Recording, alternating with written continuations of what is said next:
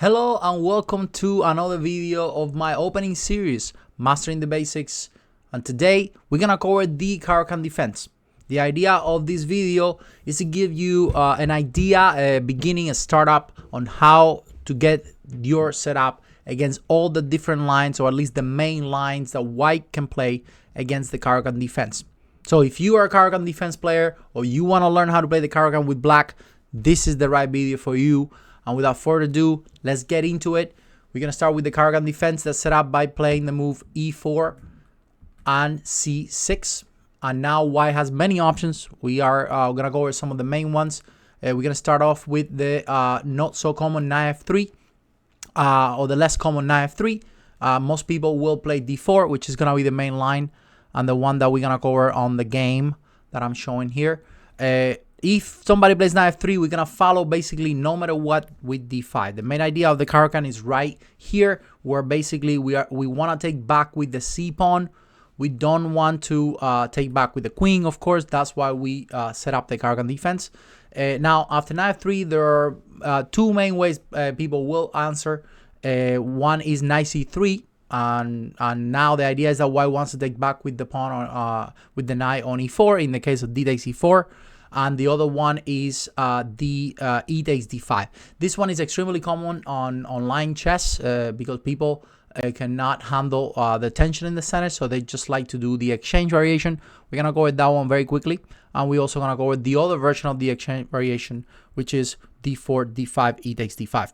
Now, if somebody plays knight f3 and they go e takes d5, we're going to cover the move knight e5. That's something that has been played recently by top players and is very interesting. The main idea is to try out some sort of bishop b5 d4 and get some initiative on the king side, some control of the space in the center. The best move to fight this off is knight c6. We obviously want to just take the knight. If knight takes knight, this is actually very easy for black because black gets the space right away.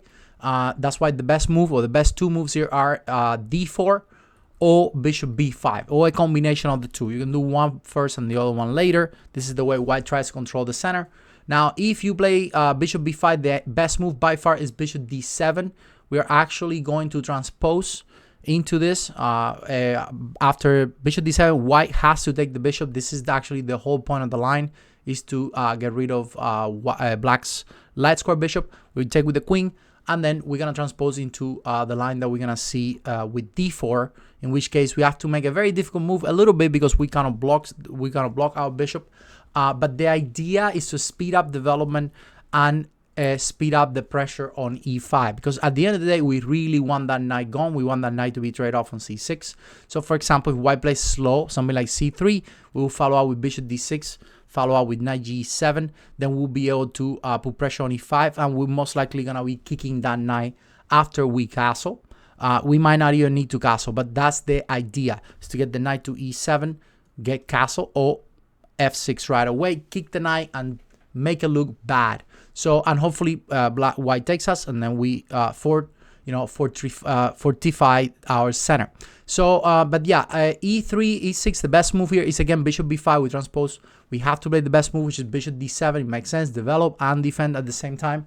Now white will take on d7, queen takes d7, and our development here is actually very, very easy. We solve all the tension in the square c6. We are all safe. Now is what we follow up with the simple development: bishop, knight, castle, minority attack. This is going to happen a lot in these exchange variations. So after bishop d6, we're going to continue with castle, and then we're going to continue with knight f6, and then we're going to continue with castle. And then it doesn't matter what white does. We're just going to play a6. We're going to play b5. We're going to play rook b8. We're going to try to get that minority attack going on the queen side, which gives black a ton of compensation for the space that white has on e5. Now, the other thing that you might say white has that black doesn't is the bishop pair, but that compensates for the fact that this position is not that open. Is actually kind of close, and hopefully later we will be trading this bishop for this bishop. Is another good strategy on this position. We will talk more about this on the other version of the exchange variation, but I want to leave you here with a little more with rook e1, queen c7, targeting the pawn on h2, and then as soon as white defends, we just go a6, and then we continue our attack. what would probably go bishop d3, and then here's something like b5. White again doesn't have much here. I think the position is very comfortable to play for black. Rook ba, b4, a5, rook ca, and so on. So with that, we covered that annoying knight e5 move that it's been played online by and in person for top players. I think Aronian played it a couple of times. Now the other move here and the main line, I would think, is knight c3. Now notice that you can get to this position in two different ways. You can actually go knight c3 first, d5, knight f3. So transposition, it doesn't matter. At the end, we get the same position. The key for you guys to know here is that you need to play bishop g4. There is also the d takes e4 line, but I feel it's a little too passive for black. And white is the only one fighting for an advantage. So I really like the idea of just going bishop g4. So against knight f3 or knight c3, we're going to d5, knight c3, and now here we're going to go bishop g4. That is my favorite line. I think black has a good chance of winning or play for a win. Now here, white will most likely play h3. This is the most popular line. Some people could potentially play d4, but it's a little uncomfortable because you go knight f6, target that pawn on e4 real quick, and there's this annoying pin, and there's d takes e, there's target on d4. Is not really recommended to do this, and the big idea of this position for black is to provoke the move e5, because as soon as you provoke e5, then this pawn structure is going to be weak. So I'm gonna go in this case I have knight e4, but I also have knight fd7, and for example h3, bishop takes, queen takes. This position is already extremely uncomfortable for white because of the d4 being weak, because you cannot protect that pawn on d4 with the pawn on c3. So after this position, yeah, the white is already not in good shape. So you have to play the move h3 here is the top move. And then after that, we're gonna go bishop takes f3 as well. We're giving away our bishop.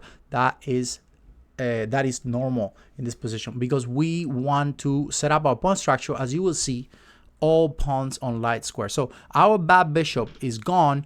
Is not a big deal. Instead, what we're gonna do is we're gonna focus our play on the dark square. So we have the dark square bishop. So we're setting up on a pawn structure in a different color as our bishop. This also makes this white bishop a little bad. And if you follow the theory here, there are many ways people can play here, starting with the move d4.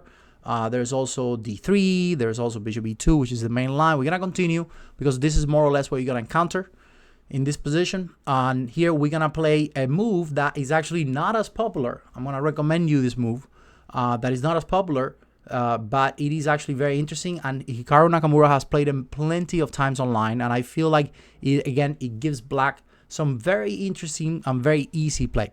One of the main ideas for white here is that they want to play this move queen g3 that targets the pawn on g7, and there are plenty of games where for example people play the main line is knight f6, and sometimes they go bishop c5. They can do many lines here that are possible. You can practically play almost any developing moves here and it's okay. My idea and the idea of Hikaru is that he doesn't want to deal with this queen g3 anymore, and he goes g6. What an awesome move, g6. So no more queen g3 attacking g7, nothing. Now we're gonna continue with our development with bishop g7. We're gonna put that bishop on that diagonal, which will be extremely powerful. And our development will continue actually the same way. The knights will come out this way, can come out this way, it can even come out this way. But the main thing is that this bishop is placed on this super annoying diagonal, and black has a really good position. Now, for example, a move that we follow the game of Hikaru. This guy played castle, which is the most typical move here. You go bishop g7, white went rook d1, and here already black is in really good shape, because you have this awesome move d4, which is always there available, especially when this knight has to come back down to b1, and Nakamura won very easily this game. Now the development, this d4 is just one tactical move because the knight cannot come to d1, which also wouldn't be a problem if the knight have to come to d1. But the main thing is that you're just going knight f6, you're gonna target this pawn, and you're gonna provoke e5, and we're gonna talk about that very quickly. For example, let's say you go d3, I go knight d7 or knight f6, and then you decide to go e5. Once again, a very good looking move, but really bad for white, because we follow with knight d7, d4, and the powerful move c5. That now white has basically lost a pawn. This is one of the big ideas of this setup, of this entire pawn structure. We got this white light square pawn structure that builds up a fortress that white cannot pressure, but then these pawns are not really able to be defended by white. So it's very, very tough for white. You can never really play e5, and that's part of the deal here for white. We control the dark squares, and white has the bishop pair, but it's it's a very close position. Development is pretty easy. We go knight d7, castle, and then sometimes this knight comes to e8. So I don't want to go too deep into this, but this is the setup that you want. This is the what you want to finish developing and castling and play and learn how to play this position by just playing it. Now, with that in mind, we cover pretty much a very big line here, knight f3 and knight c3. Now we're gonna jump into another line that's the main line, which is d4. And against d4, of course, we're gonna play d5. There's nothing else here. And here, there's another million other lines that white can play. The Caro-Kan is really, really big. There's a lot of options, but a lot of the time the pawn structures are going to be in some way similar. So we're gonna start with the advanced variation, probably considered the most annoying line in against the Caro-Kan. I mean, it's supposed to be the best, but at the same time, it gives black quite a few options. In another video, I want to cover with more detail how to play with c5. Because I feel like this is actually a really good line and it's very practical. A lot of my students play c5. They have great results, especially on the 1500 level. They crash online game very easily with the c5 line. Nobody really knows how to deal with this for white. But I want to recommend the move bishop f5 because it is the best line. It is actually by far the best line. It's the one that's been played by most top players. But it does require a little more work on theory. You have to learn a little more, but we're gonna try to cover quickly what you need to know, the most important lines to know. One of the top lines that you're gonna find online, because it became popular after vacancy a few years ago, is h4. The idea of h4 is to stop the typical idea for black, which is always to play e6 and c5. So we're just gonna base our development as black with the idea that we want to play e6, and as soon as we can, we're going to play c5. That's it. We always want to play c5 in these openings. In fact, we're going to stop continuing the opening or the defense of the theory until the moment we get the c5. But of course, here we cannot play e6 because there's a big trick, g4, bishop b4, f3, and we lose our bishop. That is not possible. We don't want to blunder that badly. I have actually gotten people with this as white. But of course, we're not going to fall for that. The best move here is h5. This is a very important move. Is by far the strongest and the best. Now, here there are a couple of lines people can play. Some people can play c4 here. This is it's been played by some top players. You're going to answer with e6. The idea of c4, well, is to not allow c5. But here, for example, knight c3. We're going to go knight e7. And one of the easiest way to play this position is to just go, even right now, just go d takes c4. And basically play for the square d5. If you play knight g3, I can just move my bishop. I can leave it there as well, but I want to move it, let's say. Bishop takes c4. And the main thing here is that we just want to go knight d7, knight b6. Try to control the square on d5.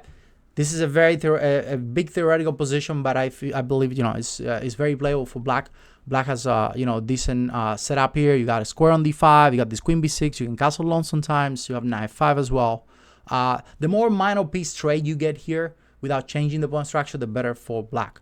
Because, well, white has a little more space, but white also has more weaknesses. So you got to keep that in mind, no? As a general strategy as well. Now, the other main line here for white is the one that we're going to go over mostly today, is bishop d3. And after bishop d3, we have to take. White's idea is that they want to place a bishop on g5. So we're just going to have this incredible check, queen a5. Very annoying. One of the most annoying checks in this position. The idea is to go queen h6. And there's a technique or a strategy in the Caro-Kan that says that if you can trade queens, you are doing great. So we want to offer the queen trade. White should not take it because then they're worse. Remember, we trade queens, the initiative is gone, the space is not that important. The endgame will be better for black because we have a better pawn structure. So here, most people will either go bishop d2 or they go knight d2. Now, if bishop d2 is easy, I just go queen a6. And this position is considered already a little better for white. Sorry. I think it's equal. No, for white, it's a little better for black, maybe. I think in reality, it's actually better for black because we are just trading queens. Or we're just going to go e6 followed by c5. So I had a game, actually, that I lost very badly with white where I played this position. And, sorry, pawn takes first. And then against Jeffrey Sion, and I actually end up losing this game with white. And since that day, I stopped playing this line because I just feel like black has serious chances with this double isolated pawns are pretty weak. Now, the other line that is best here is knight d2. There's knight d2. That basically we're just gonna do the same thing. We're just gonna play queen a6. We offer the queen trade. White should not take it. White has to move somewhere. If you trade queens, the position is already not very good for you. So most people, like me, for example, I've played many times this move, pawn c4 with white. And then here you use that pin to continue your development. And then some of the ideas here is to place this knight on f5. Plenty of time, you just do it this way. This bishop comes to e7. We're gonna get this c5 at some point. Or we can just go knight d7 and c5. So, but the final goal eventually will be to either play c5 or to take this pawn so that we can place this knight, hopefully, on the strong square d5. But you can see more or less where the pieces are going. This knight goes to f5, the bishop goes to e7, the knight comes to d5, or we can just play c5, in which case the knight will come through c6. So this is a very good position. You can find a lot more information on games on the database on this same position here. So I'm going to stop here because I just want to leave you with that idea of queen f5 check. Another idea that's very interesting is the move b4. It's a pawn sacrifice where basically you can actually take the pawn and it's no problem at all. So queen takes b4, and it's again very complicated, but I feel like you're just getting a pawn in move 7, so not bad for black. I think black can play for a win in this position, so I wouldn't recommend it neither for white. And that covers pretty much the bishop d3 line. Now the other line covers the h4 line. The other line that's more typical here, more solid, is the famous classical way of playing, which is knight f3, e6. Remember, we're always going e6 and c5 as much as we can. White goes bishop e2, and then here I would recommend you play c5. Not the only way to go. There's knight d7, there's knight e7, there's a lot of different ways here, but c5 is just the most straightforward. Right away, just c5. There are some crazy tactics here, but basically we just want to develop the knight and the queen to b6. After bishop e3, we want to go queen b6. This is a very important tactical move here because we want to target that pawn, even though there's a lot of tactics behind this that it's not that easy to take. For example, the best move here is knight c3. And, you know, even here, for example, queen takes b2 is already considered really bad. You have to be very careful not to do that because of knight b5. So we have to play knight c6 here. But again, this is all theory. We're not inventing the wheel here. We're just following the set theory out there. And you're almost good. I mean, black has a better pawn structure. White has more development. But white has also a lot of weaknesses. So if we get out of the center, we find a way to, you know, get out of this danger of the king in the middle, we're gonna be great. So, and that's what we're trying to do here. So white has to play very aggressive here. They have to go castle. Anything slower than this will not be good. And then here there are two ways of playing, and I don't want to go too deep into this line. We can go for literally 30 more moves if we could. There's theory enough to follow this all the way to the end. But I wanna just mention that queen takes b2 is the top line here, and then which is crazy, right? Queen takes b2, and now we're taking the knight. Now if queen e1, which is by the way the best move, there are two. There's c takes d4 here. That again is another theoretical move, and this line just keeps going. Knight takes d4. Knight takes d4 is bad because you got this bishop b4 move, but then after that, otherwise you can just go knight takes d4. Knight takes d4. Bishop takes d4 is the best move. And after knight takes, you also go bishop b4. Now, if you follow this theory, there are email games that you can find where the position is pretty much a theoretical draw. You just have to follow through for many, but I want to just guide you into the line that you need to look into again, right? So, with that said, we pretty much cover the e5, or at least where you need to be looking into if you want to play against the regular or the more classy knight f3 bishop e2. Again, if you don't want to get into the mess that this c5 move gets you into, you can also just play the regular stuff, which is knight d7, castle, knight e7, and then h6, and try to again play for c5. This is all more solid, but it does give white a little edge, and you're not gonna have to study that that much that you can lose if you make a mistake. But it requires more long-term understanding of the position, which you might not have to do if you learn that c5 line. So it's optional what you want to do with it. Now, another line that is important here to mention is the knight d2 line. After right here, knight d2, we're gonna do e6 again against knight b3. I just want to mention that there's also this c5 move that's beautiful and it's very, very strong. The idea, again, it's just the same thing. We're just trying to get that c5 going. Now, if pawn takes, we're gonna take. Knight takes c5. The whole point is that we're gonna do this thing. We're gonna go queen takes c5. And this position, the goal is to go knight e7, knight c6, or queen c7 first, but then at the end we castle. Yes, we give out the bishop pair, but we have a lot of pressure with this very strong bishop on f5, and maybe some pressure on e5 as well. So a very interesting position that has been played also a very high level chess, but good for black to fight for even for a win. So yeah, so with that, we're gonna pretty much cover, I think cover the lines that you need to look at on the advanced French, the advanced Caro-Kan e5, the more annoying advanced. There's also the classic variation of the Caro-Kan, which is knight c3, and the easiest way to deal with this one is to just do what Karpov did when he played, you know, the Caro-Kan. Is just to take the pawn, knight takes. And then here, yeah, I want to give you a mention to the latest of the latest, which is knight f6. I don't like this. I think this is great, but I feel like you're giving white double pawns. I know it's all theory and it's probably fine, but I just like the solid bishop f5 move, attacks the knight. You don't want to deal with this knight anymore, knight g3, and this is also the classic way for Karpov to play. And here, the main thing is that as soon as white goes knight f3, we're going to go knight d7 to stop the knight from jumping to e5. If white plays the move h4, we're going to stop that with h6. And these two moves are very important. You just have to, you know, time them well. And just know that if h4, h6, h5, bishop h7, the order, how white wants to do that, well, it doesn't matter because we're just going to do the same thing. If knight f3, we go knight e7, and we stop the knight to e5, h4, h6, h5, bishop e7. So we get to the same position. But it is important that you get that knight d7 as soon as the knight goes to f3. And the same thing goes for h4, h5. So you need to play h6. And now once we're here is when things become very important. So white will go bishop d3 because they need to do that. Otherwise the bishop's too strong. Bishop d3, bishop takes, queen takes. And now the another key move here is e6.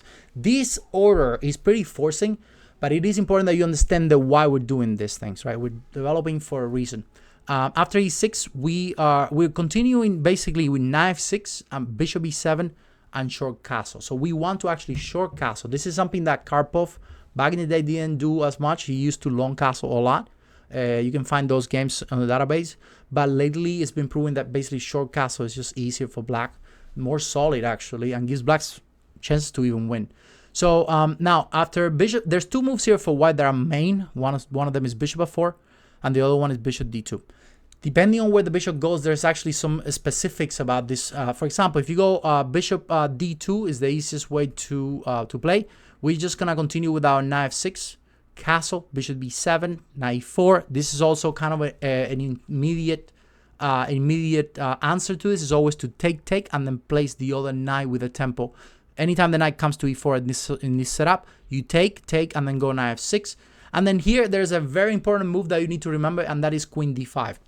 Because we target the pawn on h2, and we have this idea of queen e4. We also target the pawn on h5. Again, there's a lot of tactics here. So white has to play c4, and that's when we go into this endgame that's supposed to be, you know, equal, completely equal for black. Basically, nothing to worry about.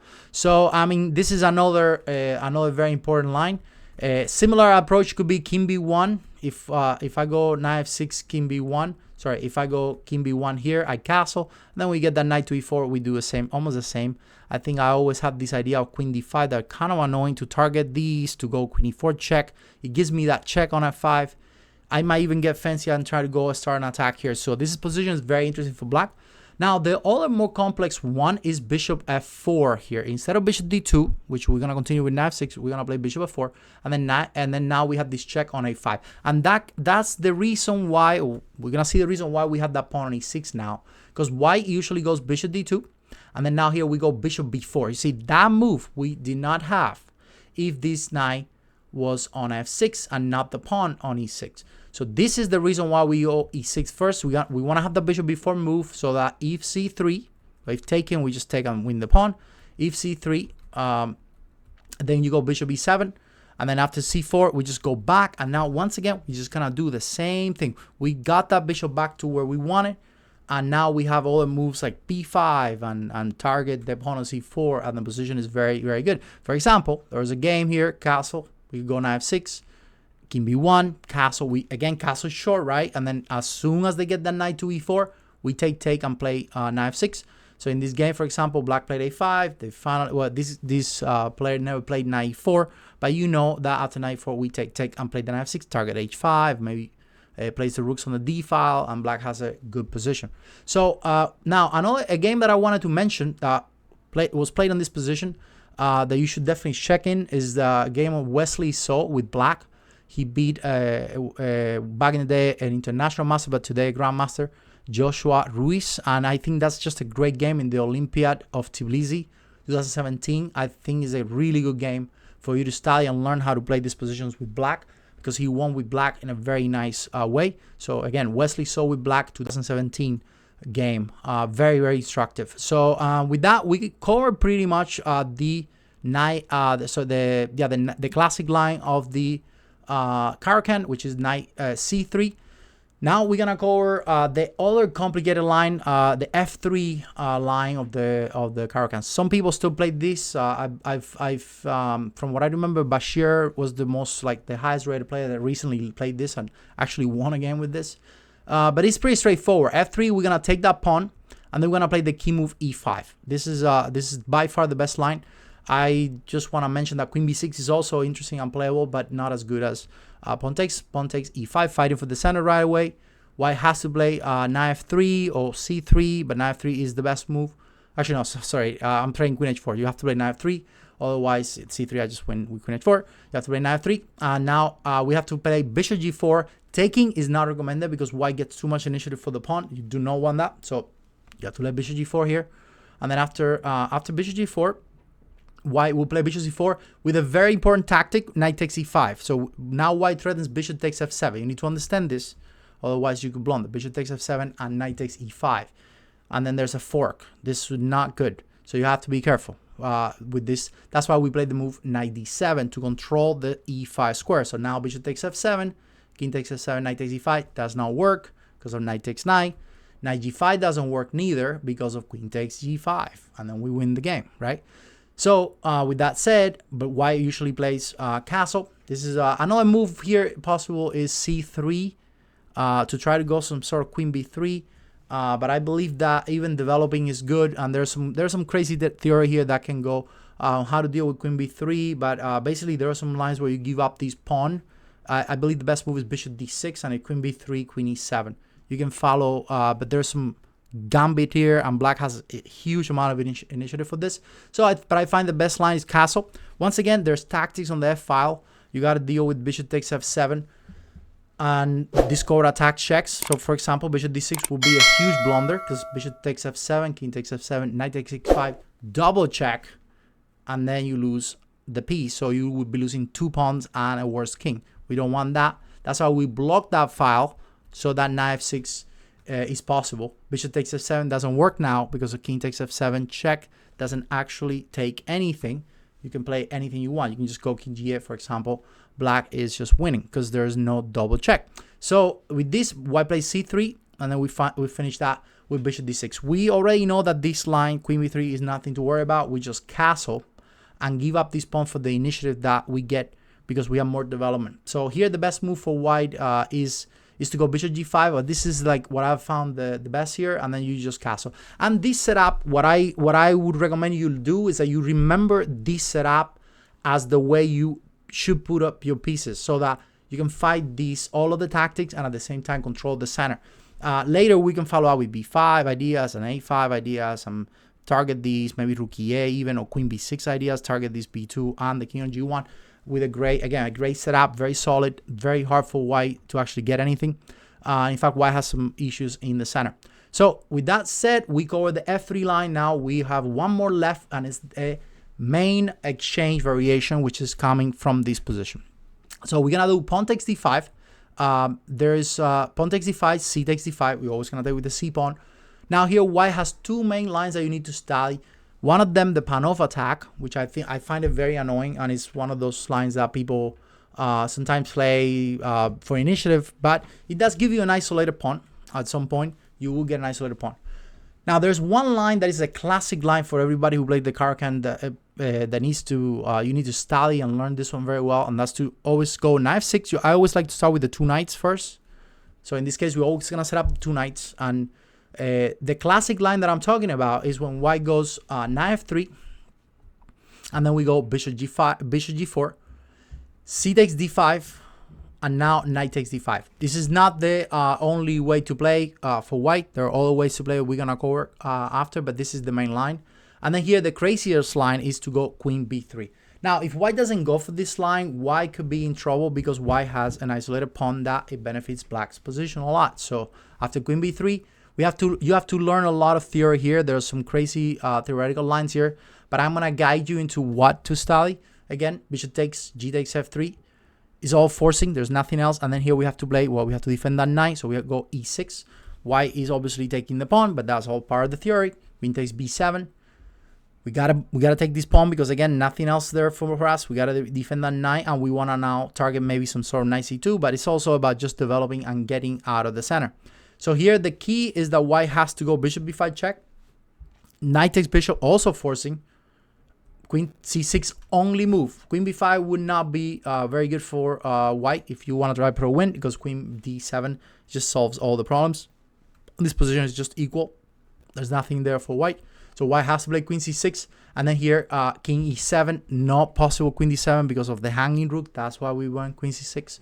And then here, after king e7, white has this crazy move queen c5 that's recently played by some top players to try to fight for the point. And then this is where, well, we're going to have to play knight d6 here. There's nothing else again. There are, well, king e8 will lose the piece right away. So we have to go knight d6. And now we're still up a piece, which is why we're still okay in this position. Yeah, well, king is weak.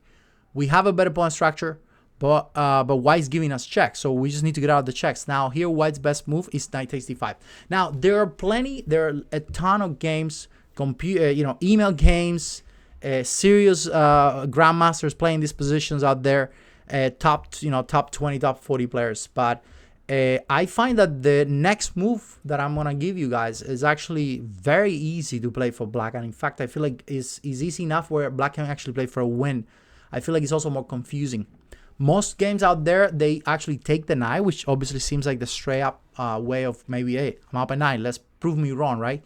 But when you look at the results out there, there's actually quite a few games where white wins because white has a more safe king and black has the king in the middle hanging around. It's not easy to play for black.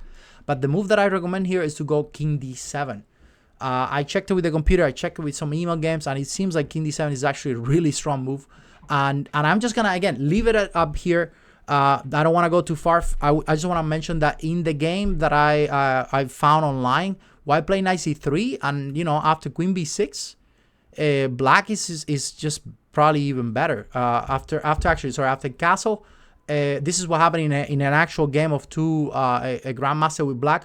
Black played queen c8, forcing the queen trade, and then after the queen trade, you just have to stare at the pawn structure. Yeah, we have a king in the middle, but look at the pawn structure, right? The white cannot be better here because you have all these issues, and there's no way black black has definitely chances here for to play for a win. So I think this king d7 move, not only that is probably realistically equal or draw, but I feel like it's actually very interesting to play for a win. I feel like it's harder for white than e takes d5. So you can pick either one, but they're both good, and it's a very important line for you to memorize and learn, understand, because these are the lines that make you a better player, make you somebody who can actually know what they're doing. Very, very instructive line to learn. Now we're gonna go back to the beginning of this Panov attack, which is kind of crazy. And I also want to mention that you got the e6 move if you want to play more solid. You don't want to go into the mess of bishop g4. Again, e6 is possible. Another line to study. But then there's also the bishop g5 line. I just want to mention that the easiest way to deal with this is to just take the pawn. And against d5, there's knight e5. Oh, there's also knight a5. There's two main lines here to look. Again, I don't want to go too deep. There's so many lines, it's hard to cover them all. but I'm just mentioning that there's actually a key move here, knight e5, queen d4, and then black has this crazy move h6 that practically equalizes the game. There's a lot of theory again on this, and you can check it out, but it's good. It's supposed to be good for black. And now we are left with the other line. This is probably the most common line that I've seen through on my students' games. People play this online not because they know what they're doing, but because it's just very simple. They can develop and they can, they can finish up with c3 and try to control the e5 square. Is the most popular line for white anywhere I can see. So what do we do here? Well, our main goal on every line in the Caro-Kan is we want to get this bishop out as much as possible, especially to g4, because now f5 is not possible. So what we're gonna always do first is to develop the knights again, right? So we're gonna go knight c6, attack the pawn on d4. White has to protect it with c3. Knight e2 doesn't make that much sense because then it gives me bishop g4 right away. So c3. We're gonna go knight f6 to threaten bishop g4. And now one of the main things you need to remember here is that if h3 to stop bishop g4 right away, we follow up with g6.